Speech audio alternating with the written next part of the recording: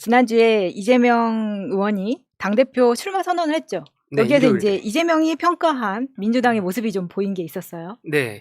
이게 우리 오늘 이프리 토크랑 좀 맞아떨어지는 것 같아요. 가져왔는데 우리가 민주당 당원으로서 지지자로서 민주당 이렇게 바뀌어야 된다 생각들이 있잖아요. 그런 생각들을 가진 사람들이 이제 당대표라든지 최고위원 나오는 거잖아요. 그래서 이 운영을 좀 해서 바꿔보겠다라고 하는 건데 일단 첫 인상은 어떠셨어요? 그 발표했을 때의 이재명 후보가 나 당대표 나오겠습니다라고 선언했을 때 어떤 총체적인 인상은? 아니 저는 채팅창의 반응을 봤는데 반응이 사람들이 정말 이런 게 연설이지. 연설다운 연설은 이런 거지. 사람들이 갈구했던 게 있잖아요. 그 수준이 있잖아요. 맞아요, 지금까지 맞아요. 그런 걸 못 봐가지고 거기에 대한 좀 해갈이 좀 있지 않았나. 그런 자체가 좀 감동적이에요. 그 전까지 당대표로 출마했던 분들 지금 현재 7분이 더 계시고 8명인데 그 모든 사람들이 윤석열이 문제다. 민주당이 흔들린다. 내가 해야 된다. 끝. 그 중간에 하나 있다면 이재명은 안 된다가 들어 있었습니다. 근데 그거 말고 구체적으로 뭘 어떻게 하겠다는 내용들이 별로 없었다면 이재명은 최소한 5가지를 내세우면서 했기 맞아요. 때문에 매력적으로 더 보였었죠. 확실히 일하는 사람이더라고요. 안에 내용이 컨텐츠가 있구나. 그리고 대통령 선거 때 봤던 그 선거 국면에서 봤던 대통령 후보 이재명의 모습 그대로였어요. 그래서 이제는 예측 가능한 사람이 되었다. 사람들로 하여금 그렇게 생각을 했는데 분석을 좀 재밌게 한번 해봤어요. 네. 네.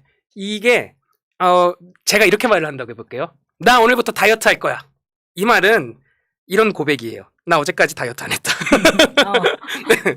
그래서 제가 이 고백한 거를 가지고 어떤 묵시적 고백이라고 규정을 해볼게요. 그러면 이제 이재명 후보의 그 출마 선언문을 가지고 이재명 후보가 앞으로 민주당을 이렇게 바꾸겠습니다라고 한 텍스트를 가지고 네. 반대로 접근했어요.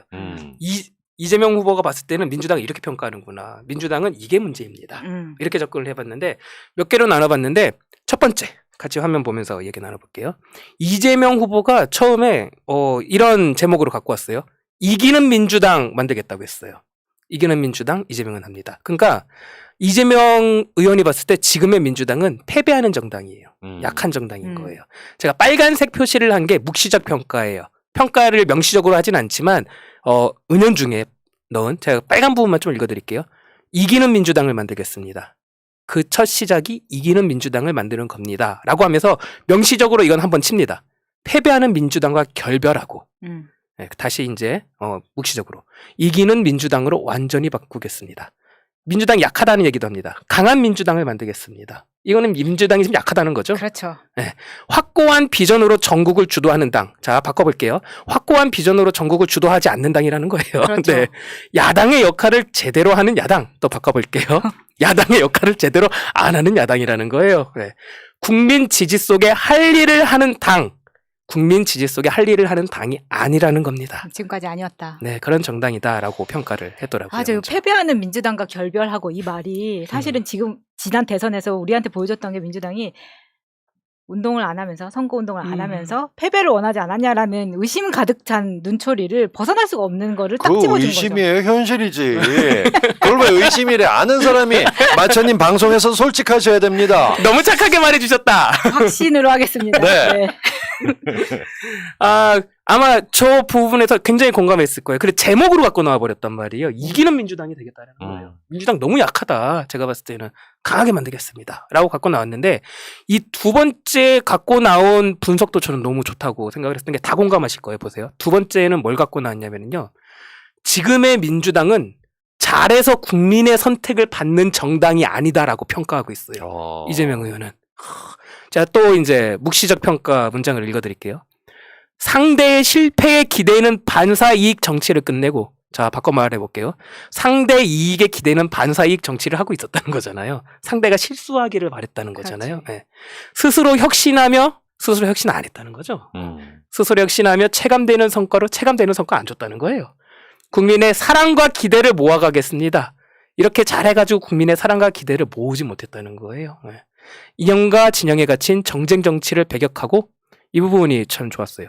잘하기를 겨루는 경쟁 정치로 바꾸겠습니다. 남 끌어내리지 말고. 네, 맞아요. 유능한 민주당으로 만들겠습니다. 이렇게 일하는 민주당으로 만들어 일하지 않았다는 거죠. 제가 저게 정말 문장이다라고 생각한 게 뭐냐면은요. 잘하기 경쟁을 해야지 국민들이 정말 좋은 게 우리가 마을이 있는데 거기를 지금 뭐라고 할까요? 슈퍼가 2개밖에 없다고 해볼게요. 근데 그 슈퍼 2곳이 서로 상대편 깎아내리면서 못하기 경쟁하잖아요. 그럼 둘 다 꼴보기 싫지. 네, 그러면 거기 마을에서 사는 사람들 살림만 형편없어지는 거예요. 저기 물건 안 좋아요. 저기 바퀴벌레 나와요. 저기 유통기한 지난 거 팔아요. 근데 반대로 잘하기 경쟁을 하잖아요. 우리 슈퍼마켓은요, 저 가격이지만 품질이 엄청나게 좋습니다. 또 다른 슈퍼마켓에서. 우리는 저기보다 훨씬 더 좋은 퀄리티의 제품을 가져왔습니다. 이러면서 경쟁을 하게 되면은 거기 사는 마을 사람들의 그 생활 수준이 올라가는 거거든요. 그것처럼 우리나라도 양당 정치인데 거의 지금 두 정당이 서로 잘하려고 경쟁하는 게 아니고 서로 깎아내리면서 네거티브만 하고 있으니까 국민들 삶이 피폐해진다는 진단인 거예요. 저는 이 문장 보면서 손뼉 쳤어요, 사실. 그렇죠. 여러분도 그런 생각 같이 하고 계실 거예요. 그리고 다음 것도 가져왔습니다. 세 번째. 지금의 민주당은 국민과 소통하지 않는 정당입니다. 이렇게 평가하고 있는 거예요. 이재명 의원은요. 당은 국민 속에서 국민과 소통하며 국민과 함께해야 합니다. 이 얘기는 역으로 얘기하면 안 하고 있다. 그렇죠. 맞아요.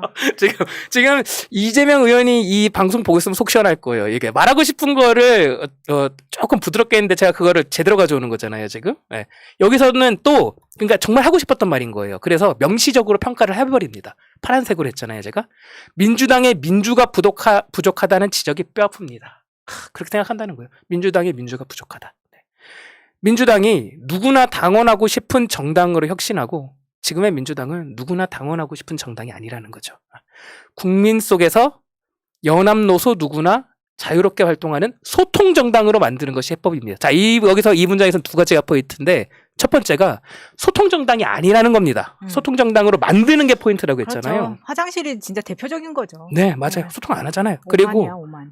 저기서 제가 꽃을 하나 딱 장미꽃을 가져왔지 않습니까? 네, 뭐 연합노소. 이거 여러분 선물입니다. 이재명 의원이 개딸분들한테 선물 가져온 거예요. 연합요소라는 말 안 씁니다. 그렇죠.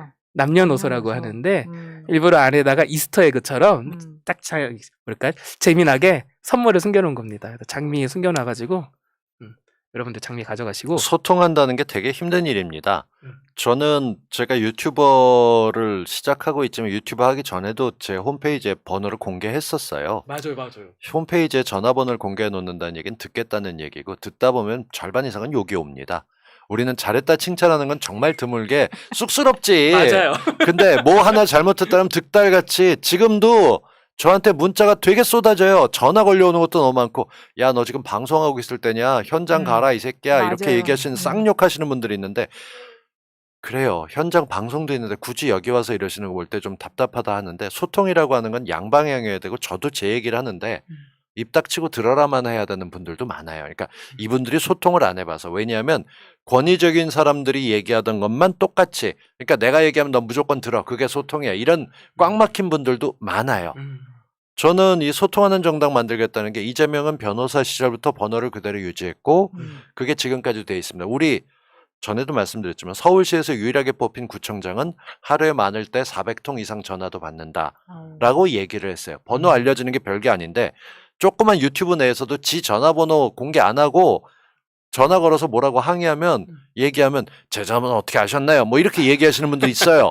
되게 속 좁은 애들이죠. 이유가 소통한다고 하는 건 기본인데 이재명은 하고 있고 나머지 사람들도 하고 있는데 개혁하면서 전화 문자 폭탄 제가 찔려서 하는 얘기 아니고 저 같은 개인 평론가도 번호를 까는데 국회의원들이 왜 번호를 못 열어놓는지도 모르겠고 그리고 문자 보내면 답은 줘야 될까? 저는 한 3, 4일은 늦어도 줘요. 그렇죠.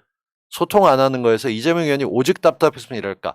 좋은 소리 말고 나쁜 소리를 들어도 할 땐 해야 됩니다. 맞습니다. 그리고 이 부분에서 민주당이 얼마나 소통을 못하는지 감각 자체가 없는지 하기 싫어하는지 드러난 대표적인 사례가 이번에 며칠 전에 민주당 민주연구원, 그러니까 민주당 싱크탱크죠. 그래서 민주당 혁신 플랜이라는 거를 만들어가지고 비대위에 보고하는 시간을 가졌는데 나는 난리가 났죠? 제가 먹물인 줄 알았는데 전 읽고 무슨 얘기인지 이해 안 되는 걸 진짜 오랜만에 봤어요.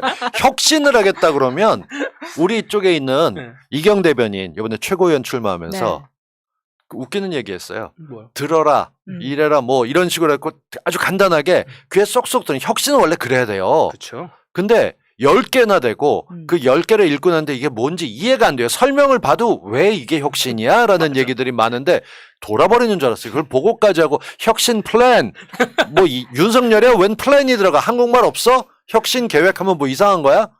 아 진짜로 저도 비슷한 감정이었던 게 아이고 두야 이랬었던 게 그 10가지 중에 하나가 우리 지지자들을 뿔나게 했는데 문자 폭탄을 한 당원들에 대해서 제재를 가하겠다는 거예요. 그래서 큰일 났다. 이거 진짜 큰일 났다 생각을 한 게 저는 조금 다르게 접근을 했어요. 이거 실현 가능하지도 않은 걸 가지고 이거를 혁신 플랜이라고 가지고 나왔다. 아니 근데 그런 건 누구 대가리에서 나오는 거예요? 노웅래요. 그렇게 물어보지 마세요. 저는 바로 얘기한다니까. 저 정치해야 돼요. 죄송합니다. 제가 혁신 플랜 했었던 게 얘기가 나오는 게 제가 문자행동이라고 한 4,500명 정도 되는 카톡 그룹을 만들어서 초창기에 문자 보내는 것도 사실 이게 힘들어서 아무개 존경하는 아무개 의원님 입탁 치시기 바랍니다. 이렇게 써서 샘플 한 서너 개 보내드리면서 우리 문자행동합시다 했던 때가 있었어요. 그 당시만 해도 정리가 안 되고 대선 전이었는데 그러고 접었죠. TV조선이 저 취재해가지고 문자행동 대표로 부산까지 쫓아와갖고 그래갖고 저는 TV조선과는 인터뷰하지 않습니다. 그 세 마디 하고 끝냈는데 그들은 문자행동이 폭력적이라는 걸 입증하고 싶어 합니다. 근데 말씀드렸지만 공인으로 나와서 활동하거나 하게 되면 자기 스스로 감당할 걸 해야 돼요. 예컨대 이런 게 있습니다. 제가 공개했던 이유는 이런 거예요. 저는 대놓고 제 통장으로 후원도 받고 슈퍼챗도 받으니까 항의하고 싶을 때 하신 분들 하시라고 문자해놓고 실제로 새벽에 전화 진짜 많이 와요. 차 빼달라고. 대구 사시는 분이 대리운전이 차를 이렇게 대고 가냐고. 전 서울에 있는데. 뭐 그런 분들도 제가 녹취도 올려놓은 적 있어요. 우와. 책임이라는 게 그런 거예요. 아니면 딱 끊고 그냥 우리는 우리대로 한다라고 얘기하는 그런 방법이 있을 때는 안 해도 상관없지만 큰 데들은 웬만한 건 해야 됩니다. 맞습니다. 근데 이런 쪽에서 문자행동 하는 거를 지적하는 건 우리가 노웅래 의원을 좀 많이 미워했어요. 그래서 보내기도 했지만 그래도 이상민 의원만큼 우리가 아끼진 않았는데 본인이 상처가 많았나 봐요. 이상민 의원은 답도 다 주시거든요. 욕 써가지고 너희들이 문제다. 맞아, 이렇게 맞아. 얘기하고. 그러더라고요. 뭐. 막말하더라고요. 그분이 시간이 많으신 분이에요. 딴 사람들은 읽지도 않고 답도 안 주는데 그러니까 차라리 이상민은 커뮤니케이션 면에서 볼 때 방향은 다르지만 자기 하는 거 해요. 근데 안 이런 하는 걸 게 나은 거 아니에요, 그러면? 그건 상관없어요. 그거 하면 자기가 떨어질 거니까 우린 그거 차곡차곡 모으고 있어요. 2년 뒤에 이상민 의원이 출마하게 되면 이상민 의원이 보냈던 답장들 제가 100건 이상 모아놨는데 얼마나 꼴 같지 않은지 그 지역에 바로 뿌려줄 테니까 전 그런 거 해야 된다고 생각하거든요. 맞아요. 왜냐하면 시민들이 할 수 있는 건 시민들이 오죽했으면 보냈을까를 해야 그러니까. 돼요. 그게 없어요, 기본이. 아 그리고 진짜로 이게 저는 그냥 진짜 엉뚱한 상상을 했어요. 실무자가 낸 게 아니다 이거는 분명 이거는 의원님이 오도 내렸다라고 생각을 한 게 여러분 저랑 같이 한번 실무를 설계해 볼까요? 이거 말이 안 돼요. 왜 그러냐면 실무자예요. 자 악의적이고 폭력적인 문자 폭탄에 대해서 제재를 가할 방법을 구본기 실무자 설계해 보세요. 자 그러면은 의원님 악의적이고 폭력적인 문자 폭탄은 무엇인가요?를 먼저 규정해야 돼요. 그렇게 되면 뭐 하루에 50개 뭐 이런 식으로 하겠죠. 물론 여기서 갑론을박이 있을 거예요. 그래 그렇게 해서 했다고 쳐. 그렇게 하면은 국회의원이 문자를 받고 나서 이거 악의적인 폭력적인 문자입니다라고 실무자한테 줘야 되잖아요. 그럼 실무자는 어떻게 해야 돼요? 당원 명부랑 대조해서 번호를 가지고서 이 사람을 이제 추출해내야 되잖아요. 당원 명부에 있는 그 정보를 통해서 전화번호를 대조해서 조회를 했는데 세상에 민주당원이 아니네? 어떻게 할 거예요? 민주당원이 아니면. 조회하는 절차 자체가 개인정보법 위반입니다. 불법이죠. 그렇죠. 네. 그걸 허락을 받는다 치더라도 당원이 아니네? 어떻게 할 건데요? 이거 어떻게 제재할 거야? 그래. 조회했는데 당원이에요? 그렇게 해가지고 그래 너무 심했다. 그래서 당원권을 박탈시켜버렸어. 그럼 그 사람이 문자를 안 보냅니까? 더 보내지? 오히려 문자를 더 보내줘요. 그리고 그게 악성인지 아닌지는 그냥 개인의 판단일 뿐인 거잖아요. 그 말을 정리한 게 당원의 의무 어쩌고 돼 있는데 저는 읽으면서 저는 한자 세대거든요. 이해를 못 하겠는 거예요. 그러니까. 당원의 의무 강화? 뭘 강화하는 그러니까. 거지? 화장실도 못 쓰게 하면서 뭔 놈의 의무야. 그러니까 그리고 혁신 플랜에 보면은 이걸 왜 만들었는지 어떤 의사가 보이냐면은요 그 안에 당원 소통 창구를 제대로 가동을 하겠다는 내용이 나와요. 근데 이미 당 게시판이 있습니다. 당 게시판이나 그 홈페이지에 그 민심 소통하는 창이 있어요. 첫 번째, 그거를 활성화를 제대로 시키면 되는 거고 그게 활성화된다고 해서 직접 문자를 보내고자 하는 당원들의 니즈가 사라지는 게 아니에요.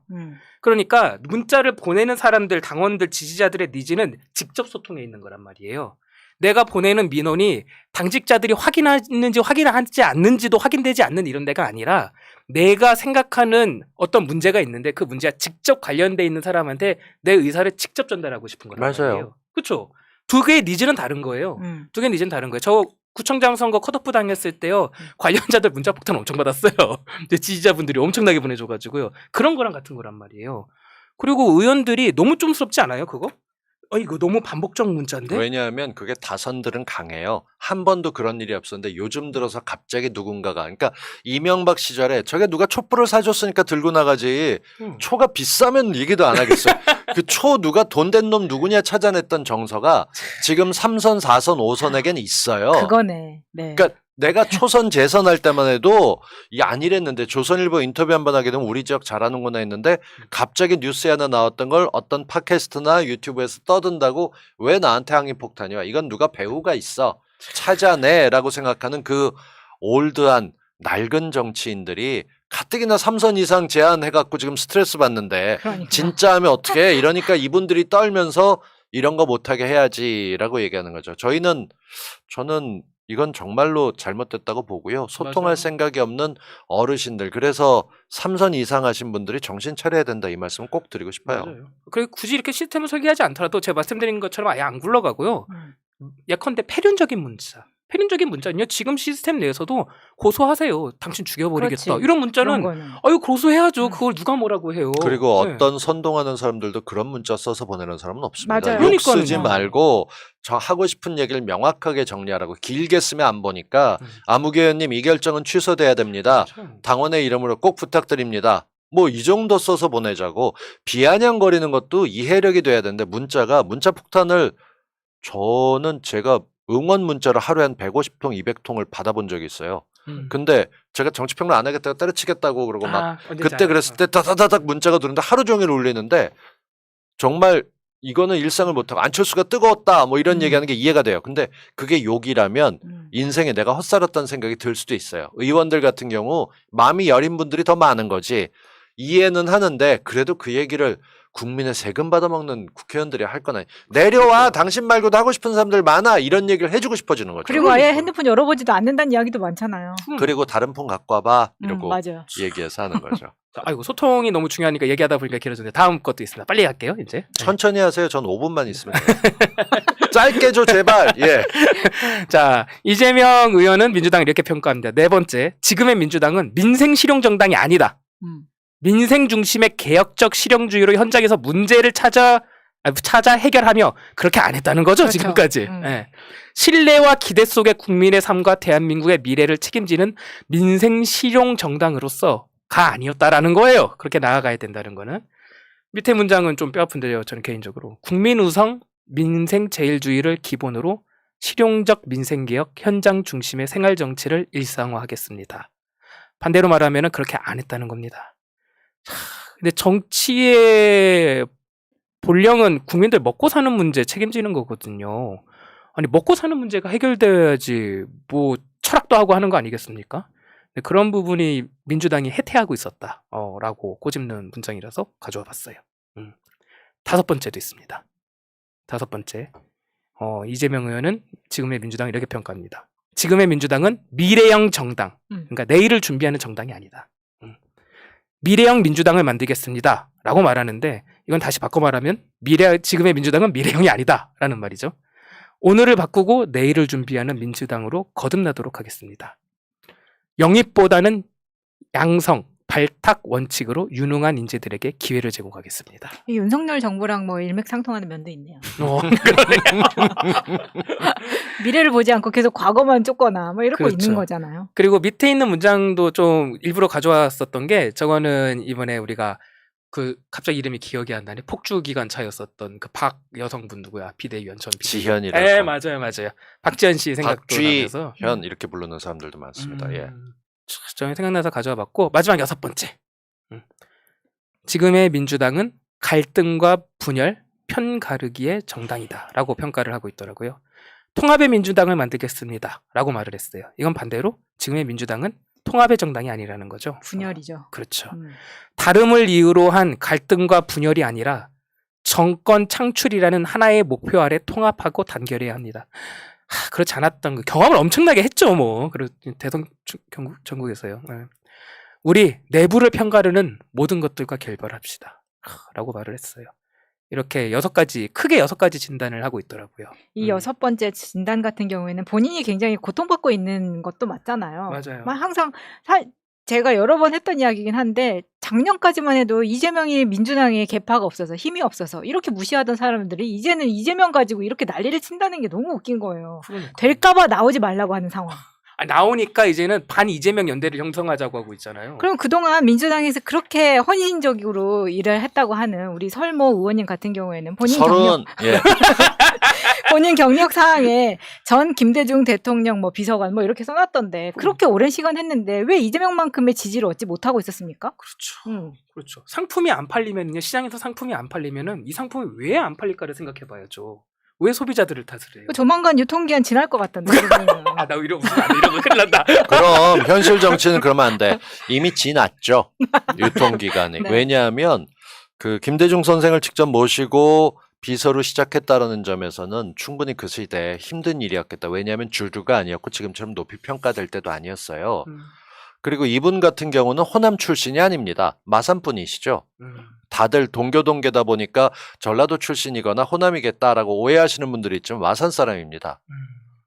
충분히 영호남을 이으면서 뭔가 의미 있는 일을 했다면 노력할 수도 있는 위치에 있었는데 그 대신에 몸 쓰는 일을 주로 하셨었고 본인 스스로 이것저것 시끄러우면서 말로 논란을 불러일으켰었습니다. 서론이 우리가 용서되지 않는 이유는 여러 가지가 있는데요. 본인 스스로 대선이 끝난 후에 나중에 알고 보니까 대장동 얘기 들었는데 억울했겠더라. 몇 달 동안 내가 잘못했다. 술 한잔하면서 얘기해봤는데 사람이 괜찮아 보이더라 라고 해놓고 지금 와서 그 얘기는 찔리니까 못해요. 그 대신 성남FC 3년 6개월 수사받았던 거길 다시 얘기하고 그리고 또 경기도 숙소에서 뭐 하는 얘기 법카 얘기해가면서 사법 리스크를 얘기할 때 우리 모두 얘기하지만 그런 사법 리스크는 없습니다. 그건 리스크가 아니라 수박이 가져온 수박 리스크에 해당하는 거죠. 맞아요. 왜들 그렇게들 위장을 하는 걸까 진짜. 모르겠어요. 그 정도는 진짜 털면 다 나올 거잖아요. 왜 다 자기들은 아닌 척을 해? 자기네들은 털만큼 유명하지 않다라고 생각하는 거고 그리고 이 쭉쟁이들 죄송합니다. 이 잘 안 알려진 이런 분들의 문제는 자기들끼리 모이면 대세를 꺾을 수 있다고 생각합니다.